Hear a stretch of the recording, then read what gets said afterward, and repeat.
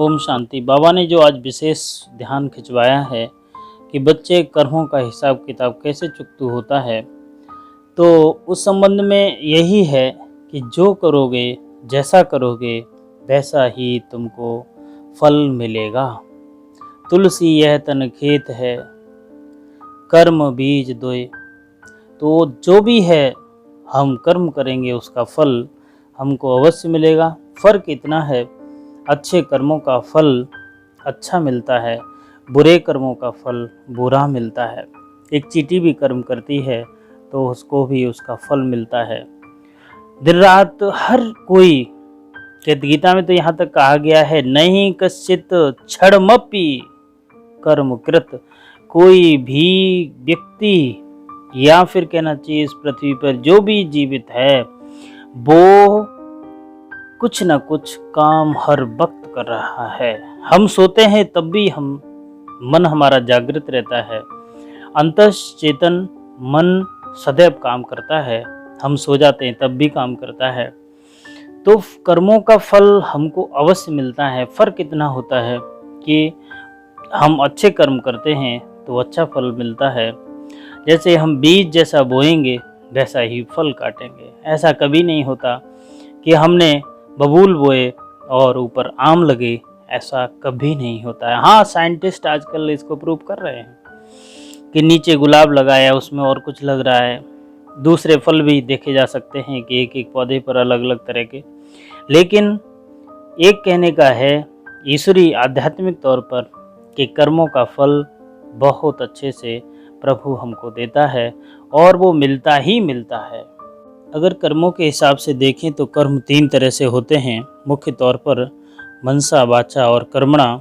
मनसा भी एक तरह से हमें फल प्राप्त कराती है और वाचा भी हम करते हैं, आजकल देखते ही हो, दंगा फसाद या फिर वो वाचा से ही उत्पन्न हुए कर्म है।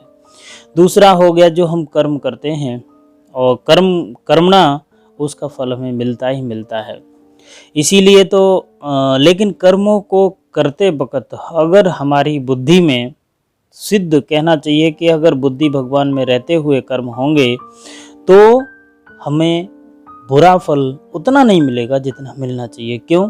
क्योंकि हमारी बुद्धि में, चिंतन में प्रभु का चिंतन साथ है और साथ होते हुए उसका जो मान लो विकर्म भी हो जाता है तो हमें वो फल नहीं मिलेगा जो उसका बनता है।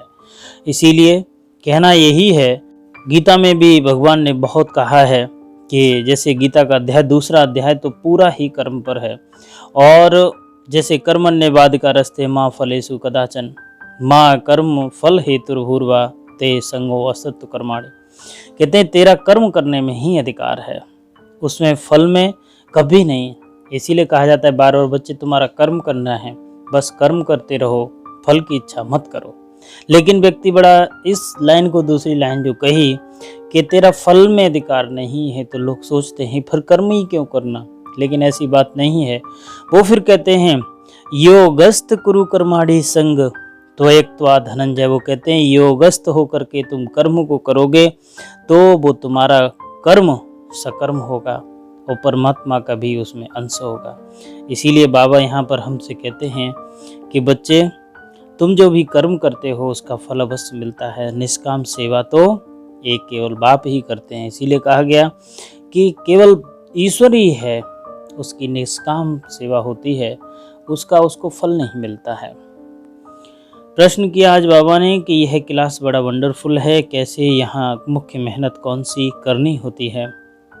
यही एक क्लास है जिसमें छोटे बच्चे भी बैठे हैं और तो बूढ़े भी बैठे हैं। यह क्लास ऐसा वंडरफुल है, इसमें अहिल्याएं, कुब्जाएं, साधु भी आकर एक दिन यहाँ बैठेंगे। यह है ही मुख्य याद की मेहनत। याद से ही आत्मा और शरीर की नेचुरल होती है, परंतु याद के लिए भी ज्ञान चाहिए। बाबा कहते हैं याद होने के लिए भी तुम्हें क्या चाहिए? नॉलेज तो हो, कैसे ध्यान लगाना है, कैसे उससे बातें करनी है। बाबा कहते हैं कि जो अभी दुनिया में टाइम चल रहा है वो बड़ा क्रिटिकल है। हम देख लें, लेबनान है, ईरान है, रसिया हो, चाहे उधर के इतने देश बहुत ही आए दिन हमारे यहाँ भी होता है। बॉम्ब्स इतने फटते रहते हैं, तो एक दुनिया किस मोड़ पे जा रही है उसको कह नहीं सकते हैं।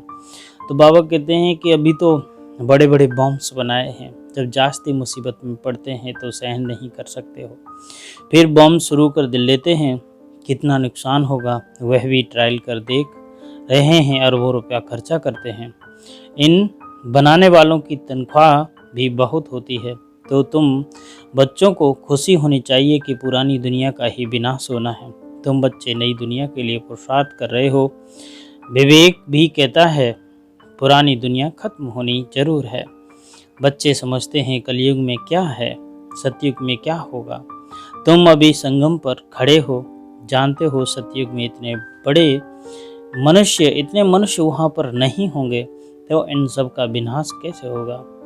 यह कुदरती आपदाएं कल्प पहले भी हुई थी, पुरानी दुनिया खत्म होनी ही है। कैलेमिटीज़ तो ऐसी बहुत आती ही रहती हैं, परंतु वह होती है थोड़ी अंदाज। बाबा कहते हैं कि थोड़ी जो कैलेमिटीज़ हैं पुराने पिछला जो वक्त था उसमें भी हुई थी और इसमें भी होंगी, परंतु वह होती हैं थोड़ी अंदाज में। अभी तो यह पुरानी दुनिया खत्म होनी है। तुम बच्चों को बहुत खुशी होनी चाहिए कि हम रूहानी बच्चों को परमपिता परमात्मा बाप बैठ समझाते हैं, यह विनाश तुम्हारे लिए हो रहा है। जो बाबा कहते हैं कि जो तुम्हारी चाहे राजयोग सीख करके तुम नई दुनिया खोलना चाहते हो, या फिर जो कहना चाहिए कोल्ड वार का मतलब दो तरह के बार चलते हैं दुनिया में, एक कोल्ड वार एक हॉट वार। हॉट वार में कहना चाहिए कि जब हम युद्ध वार में आ जाते हैं, गर्मा गर्मी आ जाते हैं। कोल्ड वार में मतलब हम तैयारी करते हैं, हम बैठते नहीं। दुनिया में कितने भी सारे देश हैं वो बॉम्ब्स बनाते ही रहते हैं, वो बैठते नहीं कभी। जब झगड़ा होता है ज़्यादा तो वह उनको निकाल देते हैं। तो बाबा कहते हैं यह विनाश तुम्हारे लिए हो रहा है। यह भी गायन है, रुद्र ज्ञान यज्ञ में विनाश ज्वाला प्रज्वलित हुई है। कई बातें गीता में हैं जिनका अर्थ बड़ा अच्छा है, परंतु कोई समझते थोड़े ही हैं। वह शांति मांगते रहते हैं। तुम कहते हो जल्दी विनाश हो जाएगा, हम जाकर के सुखी होंगे। बाप कहते हैं सुखी तब होंगे जब सतो प्रधान होंगे। बाप अनेक प्रकार के पॉइंट्स देते हैं, फिर कोई की बुद्धि में कम से कम। बाबा कहते हैं कि जो बाबा नई नई युक्तियाँ बताते रहते हैं, दुनिया में क्या है कैसे हो रहा है, गीता में भी कितना क्या बताया है, लेकिन कोई भी समझने को तैयार नहीं होता है। बाबा कहते हैं कि शिव बाबा की याद में बस रहना है, उसी में जीना है, बसना है। उसके लिए समझाया जाता है अपने को आत्मा समझ, बाप को याद करो, बस इतनी ही प्रैक्टिस है। मैं आत्मा हूँ, मैं आत्मा हूँ। इतनी सी प्रैक्टिस अगर हम करते रहे तो बाबा कहते हैं कि फिर भी वर्षा तो पा लेते हैं। साथ ही में रहती है प्रदर्शनी में सब आएंगे अजामिल जैसे बाप आत्माएं, पाप आत्माएं, गणिकाएं आदि सबका उद्धार होना है। मेहनत तो अच्छे कपड़े पहनकर आ जाते हैं। गांधी जी ने अछूतों को फ्री कर दिया, साथ में भी खाते हैं। बाप तो और भी मना नहीं करते हैं, समझते हैं इन्हों का भी उद्धार करना ही है। काम से कोई कनेक्शन नहीं है, इनसे सारा मदार है बाप के साथ बुद्धि योग लगाने का।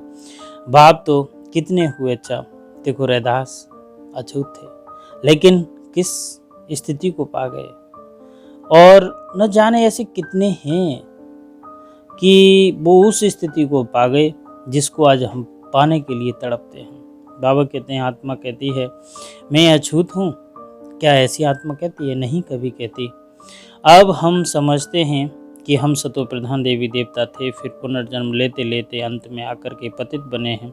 अब फिर मुझे आत्मा को पावन बनना है। तुमको मालूम है सिंध में एक भिलनी आती थी, ध्यान में जाती थी, दौड़ कर आए मिलती, समझाया जाता था कि इनमें से भी आत्मा तो है ना, आत्मा का हक है अपने बाप से वर्षा लेना। उनके घर वालों को कहा गया इनके ज्ञान उठाने दो, बोलो हमारी बिरादरी में हंगामा होगा। डर के मारे उनको ले गए। तो तुम्हारे पास आते हैं, तुम किसको मना नहीं कर सकते हो। गाया हुआ है अवलाएं, गणिकाएं, विलनियाँ, साधु आदि सबका उद्धार करते हैं।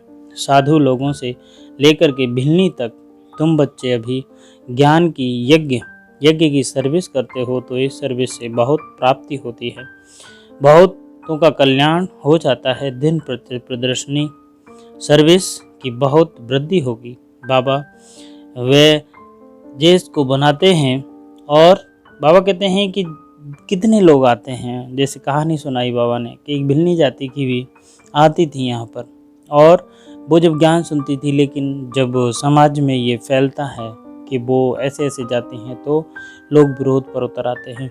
तो जहाँ विरोध होने लगता है तो लोग जाने नहीं देते हैं वहाँ पर इस तरह से। लेकिन हमें कनेक्शन आत्मा से है, शरीर से नहीं, ना उसके कर्मों से है कि वो किस जाति का है या कैसे कर्म करता है।